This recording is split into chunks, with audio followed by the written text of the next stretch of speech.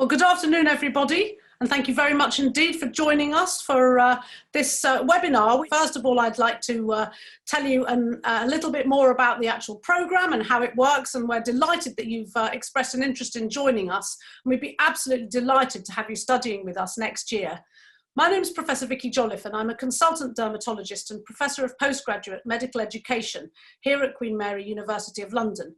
And I'm delighted to say that I've been involved in being the programme director for this course for, gosh, over 15 years now. And so I've got a lot of experience in working online and doing remote education, as well as in the flesh teaching, as it were. And this has actually been incredibly important now that so much of our lives is happening online, thanks to COVID-19. And I must say, in some ways, there could never be a better time to do online learning, because we've had the opportunity to develop so much more equipment and so many more learning tools. So this is a fantastic time for you to come and join us. So I'm delighted to introduce you to the team. Here you can see me with a little bit more hair actually in those days, in the middle of the team. This is a mixture of our consultant colleagues and our administrative team. And this was when we were shortlisted for the BMJ Dermatology Team of the Year. And we were the first educationalists to be shortlisted for that. So that was fantastic. And we're very lucky to have such a diverse and helpful workforce here. And we're all working together to produce the teaching for you. So let's get to the actual course, which is really what you're interested in knowing about. So why did we ever start doing this course? Well, it started off by my great friend and colleague, Dr. Michael Klaber, who's a now retired dermatologist, who was getting a little bit fed up with coming home and his wife, who is a GP, but pouring a glass of wine and asking him hundreds of questions about the patients that she'd seen in her clinic with skin disease. And because she hadn't had enough teaching as an undergraduate in dermatology, she used to keep having to ask Michael about this. And he got a little bit fed up and said, what we need to do is design a course that's basically aimed at GPs to learn more about skin disease, because they don't learn enough as an undergraduate. And certainly in the UK, people are lucky to get 2 weeks dermatology teaching. It may vary globally, but it's a very underrepresented specialty in the undergraduate curriculum. And the paradox about this is, as I'm sure those of you who are general practitioners know, is that 25 to 30% of our consultations in primary care are related to skin disease. So we've got, if you like, a double problem. We've got poor undergraduate education, and then a lot of actual dermatology in the workplace. So we're very grateful to Michael and Irene Lee, who was at that stage Professor of Dermatology here at the Blizzard Institute, for getting this off the ground. And that was in 2001. So we've got plenty of experience in teaching dermatology this way. And what are we really trying to do in this course? Well, basically what we're doing is we're getting you better at describing diagnosis and managing skin disease. And it takes quite a long time to learn derm speak and think like a dermatologist, and you'll get plenty of support from us in this. And obviously, once you are better at it, then it naturally follows that it'll lead to improved patient care. And that's the ultimate, really, what we're trying to do. We're trying to improve our patient care. Within that framework, we're also trying to evaluate and create appropriate and good quality referrals to the dermatologist. So I'm sure many of you are familiar with the old please see and do the needful type of referral. Well, none of you will be even contemplating doing something along those lines after you've been studying with us, because you really will be able to formulate a good referral and know what is appropriate to refer and what you can manage in your own clinics. And hand in hand with this, once you've studied with us, you'll find that you've got a lifelong love of dermatology, because it's all about loving the subject. And the more that you delve into it and the more you look at it, the more you fall in love with it, and the better the work that you do, and the more you enjoy it, and the better the care for your patients. So really, it's a win-win all the way. Quite a lot of our students go on to work as a GP with a special interest or with an extended role, and that's fantastic. And having a diploma like this is in fact one of the prerequisites in the UK for working in this capacity. But it's not a license to practice as a GP with an extended role or with a special interest. It's part of the portfolio of learning that you would need to do if you wanted to work in that context. I'm really happy that we've got 100% employability from all our students, and we keep in touch with them, and a lot of them are working in extended roles.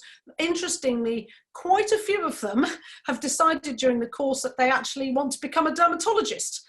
they've loved it so much. And I've got several colleagues who started off as my students and are now my direct colleagues in the Department of Dermatology as consultants. So there's a wide variety of outcomes from studying the diploma, but what we've also done some research to look at clinical outcomes here, and have proven that individuals who've done the course have got a perceived improvement in managing and diagnosing skin cancer, for example. So, you know, there's definitely good concrete evidence that your work will be significantly better after you've been studying on our programme. So I'm sure you've looked at our material already online, so you have a bit of an idea about what the programme actually entails. But basically we have 6 core modules which are compulsory, and each week there is a separate subject. So one week might be red and spotty faces, there might be allergies at home at work, common paediatric problems, common infections, harmless lumps and bumps is one of them, rashes increases, hair problems. Really, it's the full dermatology curricula. So, you know, you're going to be getting really stuck in to some serious dermatology, and every week the subjects change. What I think is fantastic about our programme, and this is something I'm very passionate about, is that it's very much a blended programme. So we've got the written text, which you access through our online learning platform, QM+, but embedded in that text is lots of videos. So some of these are little clinical vignettes, perhaps I'm interviewing a patient or pointing out a lesion. Some of them are consultation conversations, so discussing with colleagues the latest evidence about managing viral warts, about managing herpes zoster, about managing a whole load of common things that we see in general practice, but it's often quite difficult to find that information about how to manage them in the real world. And I would say that we've got a very much a balance between evidence-based and real-world medicine, and I think that's very applicable to our clinical practice sort of out in the field, as it were. Within the body of the written text, we have a lot of hyperlinks to key literature, to clinical patient information leaflets. Sometimes the latest clinical research is all embedded in the text by a hyperlink. So it's all very user-friendly and very blended. So you're not just stuck with reading. You've got some audios, some videos, and plenty of links to supplementary key literature. So it's a lovely package. When you sign up, you have online journal access through our library. And then I think the most fun part about the course, and this is the part that everybody really loves, are our clinical days. And due to COVID, we've now put those online. But actually, I think, if anything, we've perhaps got an even better offering online. And we tend to have a structure with some lectures in the morning, patient cases in the afternoon session for diagnosis, and a group discussion. And this is going to be chaired by 2 consultant dermatologists. So all your teaching is consultant-led on this programme. We don't have junior doctors doing the teaching. We don't have clinical fellows doing the teaching. It's only consultants. And that also makes us very unusual and puts us in a different position to our competitors who often use junior staff for teaching. Everything is consultant-led here. So that's very helpful. So we've just got a question here coming. If I wish to progress to a pathway as a speciality to consultant, would you recommend considering with an MSc or an MRCP? So this is just a question from one of the attendees about if they did want to become a consultant. I'm delighted that you're already thinking about becoming a consultant before you've started the course, by the way. You'd need the MRCP as a minimum entry requirement for becoming a dermatologist and getting on a training program. So I hope that's answered your questions, and please keep bringing them in. So we've got the clinical days, and those are 6 clinical days online, and they're open to all our students. And actually, because of COVID, we are actually giving you a bit more teaching than we historically have done, in that all students are going to be able to join termly webinars, and there are 3 subjects per term, and they're offered at a number of different times repeatedly, so that you can find a time to sign up for these that works with your clinical schedule, your family schedule, and all of this stuff. So it's a very flexible program, and I think that's another thing that's fantastic here, is you find a time when it suits you to do the teaching and to go to the webinars, etc. So you can make it work for you. So everyone wants to know about the exams. Everyone's very exam based these days. So the assessments, basically, it's all online, but you've got some weekly MCQs, which are just going factually covering the material you've read, which accounts to 20% of your module mark. And then there's a clinical examination, which is split into two halves, 40% each for the modules. And that's for the non-cancer modules, the everything except cancer, which is 1 to 5. And the clinical examination is multiple choice again and some long answer questions. So module 6, because that's a slightly heavier module, that's our skin cancer module, there's a little short mini dissertation on some chosen topics, and everybody actually enjoys these, and that's 30% of the mark for that module. And those are on melanoma, skin cancer, genetics of skin disease, at various topics. And again, the MCQs and the clinical examination count for your assessments there. I'm just reading out the questions as we see them. So, in the light of the BLM movement, would the course address ethnic varieties to skin lesions? So that's a fantastic question.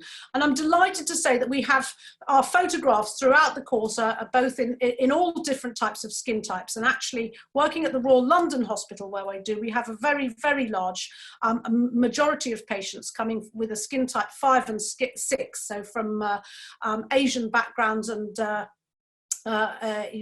darker skin types. So you'll get a lot of exposure to different types of skin types, and particularly those with highly pigmented skin. So absolutely, that is absolutely true. We also have a special module for recognizing skin disease in darker skin, and it's a great question. I mean, we could have a whole lecture on this, because typical skin conditions often look very, very different on a pigmented skin. It can be difficult to see if something's red, and also you have different conditions which are commoner or less common. So for example, melanoma is much less common in individuals with the darker skin, whereas sun damage, for example, we'd see all the time in patients with a lighter skin types 1 and 2. And again, there are a number of inflammatory conditions, such as dissecting cellulitis of the scalp, for example, which we tend to only see in men with a dark skin. So it's a really great question, and it's something which we address very much in the course.